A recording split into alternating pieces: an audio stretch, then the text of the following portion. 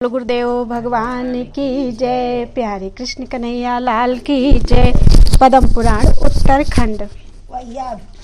सुधर्मा सभा की प्राप्ति, रुक्मिणी हरण तथा रुक्मिणी और श्री कृष्ण का विवाह। महादेव जी कहते हैं, पार्वती बुद्धिमान मुचकुंद के द्वारा कालयवन का वध कराने के पश्चात उन्हें मुक्ति का वरदान देकर भगवान यदुनंदन गुफा से बाहर निकले। कालयवन को मारा गया सुनकर दुर्बुद्धि जरासंध अपनी सेना के साथ बलराम और श्री कृष्ण के साथ युद्ध करने लगा। भगवान श्री कृष्ण ने उस दुरात्मा की प्रायः सारी सेना का संहार कर डाला। मगधराज मूर्छित होकर पृथ्वी पर गिर पड़ा। बहुत देर के बाद जब उसे कुछ चेत हुआ तो उसके सारे अंगों में व्याकुलता छा रही थी। वह भय से आतुर था। अब मगधराज जरासंध बलराम जी के साथ युद्ध करने का साहस ना कर सका। उसने महाबली बलराम और श्री कृष्ण को अजेय समझा और मरने से बची हुई सेना को साथ लेकर तुरंत ही वह अपनी राजधानी को भाग गया। अब उसने बलराम और श्री कृष्ण का विरोध छोड़ दिया। तदनंतर वसुदेव जी के दोनों पुत्र अपनी सेना के साथ द्वारिका चले गए। वहां इंद्र ने वायु देवता को भेजा और विश्वकर्मा की बनाई हुई सुधर्मा नामक देव सभा को प्रेम पूर्वक श्री कृष्ण को भेंट दे दिया। वह सभा हीरे और वैदुर्य मणि की बनी हुई थी। चंद्राकार सिंहासन से उसकी विचित्र शोभा हो रही थी। नाना प्रकार के रत्नों से जडित सुवर्णमय दिव्य छत्रों से उसकी शोभा और भी बढ़ गई थी। उस रमणीय सभा को पाकर उग्रसेन आदि यदुवंशी वैदिक विद्वानों के साथ उसमें बैठकर स्वर्ग सभा में बैठे हुए देवताओं की भांति आनंद का अनुभव करते थे। उन दिनों इक्ष्वाकु कुल में उत्पन्न रैवत नामक एक राजा थे। उनकी रेवती नाम वाली एक कन्या थी जो समस्त शुभ लक्षणों से संपन्न थी। उन्होंने बड़ी प्रसन्नता के साथ अपनी कन्या का विवाह बलराम जी के साथ कर दिया। बलराम जी ने वैदिक विधि के अनुसार रेवती का पाणी ग्रहण किया। विदर्भ देश में भीष्मक नामक एक राजा धर्मात्मा राजा रहते थे। उनके रुक्मी आदि कई पुत्र हुए। उन सबसे छोटी एक कन्या भी हुई जो बहुत ही सुंदरी थी। उस कन्या का नाम रुक्मिणी था। वह भगवती लक्ष्मी के अंश से उत्पन्न हुई थी। उसमें सभी शुभ लक्षण मौजूद थे। श्री राम अवतार के समय में जो सीता रूप में प्रकट हुई थी, वे ही भगवती लक्ष्मी श्री कृष्ण अवतार के समय रुक्मिणी के रूप में अवतीर्ण हुई। पूर्व काल में जो हिरण्यकशिपु और हिरण्याक्ष नामक दैत्य हुए थे, वे ही द्वापर आने पर पुनः शिशुपाल और दंतवक्त्र के नाम से प्रसिद्ध उत्पन्न हुए। उन दोनों का जन्म चैत्यवंश में हुआ था। दोनों ही बड़े बलवान और पराक्रमी थे। राजकुमार रुक्मी अपनी बहन रुक्मिणी का विवाह शिशुपाल के साथ करना चाहता था, किंतु सुंदर मुख वाली रुक्मिणी शिशुपाल को अपना पति नहीं बनाना चाहती थी। बचपन से ही उसका भगवान श्री कृष्ण के प्रति अनुराग था। श्री कृष्ण को ही पति बनाने के उद्देश्य से वह देवताओं का पूजन और भांति भांति के दान किया करती थी। वह अपने सनातन स्वामी पुरुषोत्तम का ध्यान करती हुई कठोर व्रत में संलग्न होकर पिता के घर में निवास करती थी। विदर्भराज भीष्मक अपने पुत्र रुक्मी के साथ मिलकर शिशुपाल से कन्या का विवाह करने की तैयारी करने लगे। तब रुक्मिणी ने भगवान श्री कृष्ण को पति बनाने के उद्देश्य से अपने पुरोहित के पुत्र को तुरंत ही द्वारिकापुरी में भेजा। ब्राह्मण देवता द्वारिका में पहुंचकर भगवान श्री कृष्ण और बलराम जी से मिले। उन दोनों ने उनका विधि पूर्वक स्वागत सत्कार किया। ब्राह्मण ने एकांत में बैठकर उन दोनों भाइयों से रुक्मिणी का सारा संदेश कह सुनाया। उसे सुनकर भगवान श्री कृष्ण और बलराम संपूर्ण अस्त्र शस्त्रों से परिपूर्ण आकाशगामी रथ पर ब्राह्मण के साथ बैठे। महात्मा दारुक ने उस रथ को तीव्र गति से हाँका। अतः वे दोनों पुरुष श्रेष्ठ शीघ्र ही विदर्भ नगर में जा पहुंचे। बुद्धिमान शिशुपाल के विवाह को देखने के लिए सब राष्ट्रों से जरासंध आदि राजा आए थे। विवाह के दिन रुक्मिणी सोने के आभूषणों से विभूषित होकर दुर्गा जी की पूजा करने के लिए सखियों के साथ नगर से बाहर निकली। वह संध्या का समय था। देवकी नंदन भगवान श्री कृष्ण उसी समय वहां पहुंचे। भगवान तो थे ही, उन्होंने रथ पर बैठी हुई रुक्मिणी को सहसा उठाकर अपने रथ पर बिठा लिया और द्वारिका की ओर चल दिए। यह देखकर जरासंध आदि राजा क्रोध में भरकर राजकुमार रुक्मी को साथ लेकर युद्ध के लिए उपस्थित हुए। उन्होंने चतुरंगिणी सेना के साथ श्रीहरि का पीछा किया। तब महाबाहु बलभद्र जी उस उत्तम रथ से कूद पड़े। उन्होंने हल और मूसल लेकर युद्ध में शत्रुओं का संहार आरंभ किया। कितने ही रथों, घोड़ों, बड़े बड़े गजराजों तथा पैदल सैनिकों को भी हल और मूसल की मार से कुचल डाला। जैसे वज्र के आघात से पर्वत विदीर्ण हो जाते हैं, उसी प्रकार उनके हल और मूसल गिरने से रथों की पंक्तियां चूर चूर हो गई और बड़े बड़े हाथी भी धरती पर ढेर हो गए। हाथियों के मस्तक फट जाते और वे रक्त वमन करते हुए प्राणों से हाथ धो बैठते थे। इस प्रकार बलराम जी ने क्षण भर में हाथी, घोड़े, रथ और पैदलों सहित सारी सेना का सफाया कर दिया। राजाओं के पांव उखड़ गए, वे सबके सब भय से पीड़ित होकर भाग चले। उधर रुक्मी क्रोध में भरकर श्री कृष्ण के साथ लोहा ले रहा था। उसने धनुष उठाकर बाणों के समूह से श्री कृष्ण को बांधना आरंभ किया। तब गोविंद ने हंसकर लीलापूर्वक अपना शारंग धनुष हाथ में उठाया और एक ही बाण से रुक्मी के अश्व, सारथी, रथ और ध्वजा पताका को भी काट गिराया। रथ नष्ट हो जाने पर वह तलवार खींचकर पृथ्वी पर खड़ा हो गया। यह देखकर श्री कृष्ण ने एक बाण से उसकी तलवार को काट डाला। तब उसने श्री कृष्ण की छाती में मुक्के से प्रहार किया। श्री कृष्ण ने बलपूर्वक उसे पकड़कर रथ में बांध दिया और हंसते हंसते तीखा छुरा लेकर रुक्मी के सिर को मोड़कर उसे बंधन से मुक्त कर दिया। इस अपमान के कारण उसको बड़ा शोक हुआ। वह चोट खाए हुए सांप की भांति लंबी सांस लेने लगा। लज्जा के कारण उसने विदर्भ नगरी में पांव नहीं रखा, वहीं गांव बसाकर वह रहने लगा। तदनंतर भगवान श्री कृष्ण बलराम, रुक्मिणी और दारुक के साथ उस दिव्य रथ पर आरूढ़ होकर तुरंत अपनी पुरी को चले गए। द्वारिका में प्रवेश करके देवकी नंदन श्री कृष्ण ने शुभ दिन और शुभ लग्न में सुवर्णमय आभूषणों से विभूषित राजकुमारी रुक्मिणी का वेदोक्त विधि से पाणी ग्रहण किया। उस विवाह के समय आकाश में देवता लोग दुंदुभी बजाते और फूलों की वर्षा करते थे। वसुदेव, उग्रसेन, यदुश्रेष्ठ, अक्रूर, महातेजस्वी बलभद्र तथा और भी जो श्रेष्ठ यादव थे, उन सब ने बड़े उत्साह के साथ श्री कृष्ण और रुक्मिणी का सुखमय विवाह उत्सव मनाया। उसमें ग्वालों और ग्वाल बालों के साथ नंदगोप भी पधारे थे तथा वस्त्र आभूषणों से विभूषित बहुत सी गोपांगनाओं के साथ स्वयं यशोदा जी भी आई थी। वसुदेव, देवकी, रेवती, रोहिणी देवी तथा अन्य नगर युवतियों ने मिलकर बड़े हर्ष के साथ विवाह के सारे कार्य संपन्न किए। बड़ी बूढ़ी स्त्रियों सहित देवकी ने बड़ी प्रसन्नता के साथ विधि पूर्वक देव पूजन का कार्य संपन्न किया। श्रेष्ठ ब्राह्मणों ने विवाह उत्सव से संबंधित रखने वाला सारा शास्त्रीय कार्य पूर्ण किया। सुंदर वस्त्र और आभूषणों से पूजित करके ब्राह्मणों को भोजन कराया गया। आए हुए राजा, नंद आदि गोप तथा यशोदा आदि स्त्रियों का भी स्वर्ण, रत्न आदि के बहुत से आभूषणों द्वारा, वस्त्रों द्वारा यथावत सत्कार किया गया। इस प्रकार उस वैवाहिक महोत्सव में सम्मानित होकर वे सभी बड़े प्रसन्न हुए। उस नूतन दंपत्ति श्री कृष्ण और रुक्मिणी ने ग्रंथि बंधन पूर्वक एक साथ अग्निदेव को प्रणाम किया। वेदों के ज्ञाता श्रेष्ठ ब्राह्मणों ने आशीर्वाद के द्वारा उनका अभिनंदन किया। उस समय विवाह की वेदी पर बैठे हुए वर और वधू की बड़ी शोभा हो रही थी। पत्नी सहित श्री कृष्ण ने ब्राह्मणों, राजाओं और बड़े भाई बलराम जी को प्रणाम किया। इस प्रकार समस्त वैवाहिक कार्य संपन्न करके भगवान श्री कृष्ण ने विवाह उत्सव में पधारे हुए समस्त राजाओं को विदा किया। उनसे सम्मानित एवं विदा होकर श्रेष्ठ राजा तथा महात्मा ब्राह्मण अपने निवास स्थान को चले गए। इसके बाद धर्मात्मा भगवान देवकी नंदन रुक्मिणी देवी के साथ दिव्य अट्टालिका में बड़े सुख से रहने लगे। मुनि और देवता उनकी स्तुति किया करते थे। उस शोभामयी द्वारिकापुरी में सनातन भगवान श्री कृष्ण प्रतिदिन संतुष्ट चित्त होकर सदा आनंद मग्न रहते थे। बोलो वृंदावन बिहारी लाल की जय। भगवान के अन्यान्य विवाह, श्यमंतक मणि की कथा, नरकासुर का वध तथा पारिजात हरण। महादेव जी कहते हैं, पार्वती सत्राजित के एक यशस्विनी कन्या थी जो भूदेवी के अंश से उत्पन्न हुई थी। उसका नाम सत्या अर्थात भामा था। सत्यभामा भगवान श्री कृष्ण की दूसरी पत्नी थी। तीसरी पत्नी सूर्य कन्या कालिंदी थी जो लीला देवी के अंश से प्रकट हुई थी।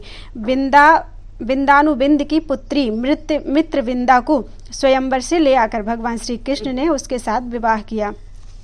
वहां 7 महाबली बैलों को, जिनका दमन करना बहुत ही कठिन था, भगवान ने एक ही रस्सी से नाथ दिया और इस प्रकार पराक्रम रूपी शुल्क देकर उसका पाणी ग्रहण किया। राजा सत्राजित के पास स्यमंतक नामक एक बहुमूल्य मणि थी जिसे उन्होंने अपने छोटे भाई महात्मा प्रसेन को दे रखा था। एक दिन भगवान मधुसूदन ने वह श्रेष्ठ मणि प्रसेन से मांगी। उस समय प्रसेन ने बड़ी धृष्टता के साथ उत्तर दिया, यह मणि प्रतिदिन 8 भार सुवर्ण देती है, अतः इसे मैं किसी को नहीं दे सकता। प्रसेन का अभिप्राय समझकर भगवान श्री कृष्ण चुप हो रहे। एक दिन की बात है, भगवान श्री कृष्ण प्रसेन आदि समस्त महाबली यादवों के साथ शिकार खेलने के लिए बड़े भारी वन में गए। प्रसेन अकेले ही उस घोर वन में बहुत दूर तक चले गए। वहां एक सिंह ने उन्हें मारकर वह मणि ले ली।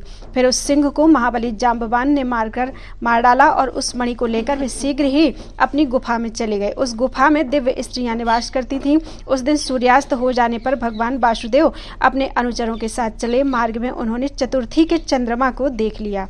उसके बाद अपने नगर में प्रवेश किया। तदनंतर समस्त पुरवासी श्री कृष्ण के विषय में एक दूसरे से कहने लगे, जान पड़ता है गोविंद ने प्रसेन को वन में ही मारकर बेखट के मणि ले ली है।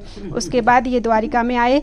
द्वारिका वासियों की यह बात जब भगवान के कानों में पड़ी तो वे मूर्ख लोगों के द्वारा उठाए हुए अपवाद के भय से पुनः कुछ यदुवंशियों को साथ लेकर गहन वन में गए। वहां सिंह द्वारा मारे हुए प्रसेन की लाश पड़ी थी, जिसे भगवान ने सबको दिखाया। इस प्रकार प्रसेन की हत्या के झूठे कलंक को मिटाकर भगवान श्री कृष्ण ने अपनी सेना को वहीं ठहरा दिया तथा हाथ में सारंग धनुष और गदा लिए वे अकेले ही गहन वन में घुस गए। वहां एक बहुत बड़ी गुफा देखकर श्री कृष्ण ने निर्भय होकर उसमें प्रवेश किया। उस गुफा के भीतर एक स्वच्छ भवन था जो नाना प्रकार की श्रेष्ठ मणियों से जगमगा रहा था।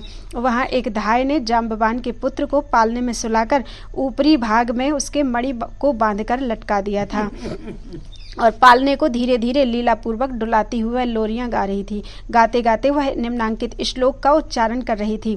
सिंहः प्रसेनम बधीत सिंहो जाम्बवताहता सुकुमारक मारोदिस्तौ हे शिष्यमंतकः। प्रसेन को सिंह ने मारा और सिंह जाम्बवान के हाथ से मारा गया है। हे सुंदर कुमार, रो मत, यह स्यमंतक मणि तुम्हारी ही है। यह सुनकर प्रतापी वासुदेव ने शंख बजाया। वह महान शंखनाद सुनकर जाम्बवान बाहर निकले। फिर उन दोनों में लगातार 10 रात तक भयंकर युद्ध हुआ। दोनों एक दूसरे के वज्र के समान मुक्कों से मारते थे। वह युद्ध समस्त प्राणियों को भयभीत करने वाला था। श्री कृष्ण के बल की वृद्धि और अपने बल का ह्रास देखकर जांबवान को भगवान श्री रामचंद्र जी के कहे हुए पूर्व काल के वचनों का स्मरण हो आया। वे सोचने लगे, ये ही मेरे स्वामी श्री राम हैं जो धर्म की रक्षा के लिए पुनः इस भूतल पर अवतीर्ण हुए हैं। मेरे नाथ मेरा मनोरथ पूर्ण करने के लिए ही यहाँ पधारे हैं। ऐसा सोचकर ऋक्षराज ने युद्ध बंद कर दिया और हाथ जोड़कर विस्मय से पूछा, आप कौन हैं, कैसे यहाँ पधारे हैं? तब भगवान श्री कृष्ण ने गंभीर वाणी में कहा, मैं वसुदेव का पुत्र हूँ, मेरा नाम वासुदेव है। तुम मेरी स्यमंतक नामक मणि हर ले आए हो, उसे शीघ्र लौटा दो, नहीं तो अभी मारे जाओगे। यह सुनकर जांबवान को बड़ा हर्ष हुआ। उन्होंने दंड की भांति पृथ्वी पर पड़कर भगवान को प्रणाम किया और विनीत भाव से कहा, प्रभु आपके दर्शन से मैं धन्य हुआ और कृतार्थ हो गया। देवकी नंदन, पहले अवतार से ही मैं आपका दास हूँ। गोविंद, पूर्व काल में जो मैंने युद्ध की अभिलाषा की थी उसी को आज आपने पूर्ण किया है। जगन्नाथ, करुणा कर, मैंने मोहवश अपने स्वामी के साथ जो युद्ध किया है उसे आप क्षमा करें। ऐसा कहकर जांबवान पैरों में पड़ गए और बारंबार नमस्कार करके उन्होंने भगवान को रत्नमय सिंहासन पर विनयपूर्वक बिठाया। फिर शरत काल के कमल सदृश सुंदर एवं कोमल चरणों को उत्तम जल से पखारकर मधुपर्क की विधि से उन्हें यदुश्रेष्ठ का पूजन किया। दिव्य वस्त्र और आभूषण भेंट किया। इस प्रकार विधिवत पूजा करके अमित तेजस्वी भगवान को अपनी जाम्बवती नाम वाली लावण्यमयी कन्या पत्नी रूप से दान कर दी। साथ ही अन्यान्य श्रेष्ठ मणियों सहित स्यमंतक मणि भी दहेज में दे दी। विपक्षी वीरों का दमन करने वाले भगवान श्री कृष्ण ने वहीं प्रसन्नतापूर्वक जाम्बवती से विवाह किया और जांबवान को उत्तम मोक्ष प्रदान किया। फिर जाम्बवती के साथ लेकर गुफा से बाहर निकलकर वे द्वारिकापुरी को गए। वहां पहुंचकर यदुश्रेष्ठ श्री कृष्ण ने सत्राजित को स्यमंतक मणि दे दी और सत्राजित ने उसे अपनी कन्या सत्यभामा को दे दिया।